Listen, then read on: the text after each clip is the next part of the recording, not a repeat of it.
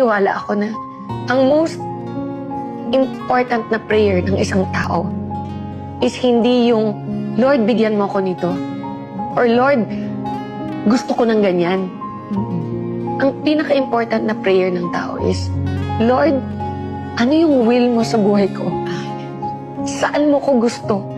Kasi maraming pintuan Ton. Maraming pintuan na nagbubukas sa buhay ng isang tao. Pero alin ba dyan yung galing sa Kanya? And paano mo malalaman? Paano? Ang prayer is, kung hindi galing sa'yo, Lord, isara mo. Tama. Isara mo. Alam mo ba kung ilan na, in my 35 years in showbiz, alam mo ba kung ilan na yung mga project na, andyan na, iyon na, biglang nawawala? Yes. Alam mo yun? Yes.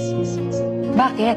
Hindi yun sa'yo Kaya kailangan align ka sa Kanya lagi. Kailangan sabihin, everyday ang prayer mo, Lord, your will be done.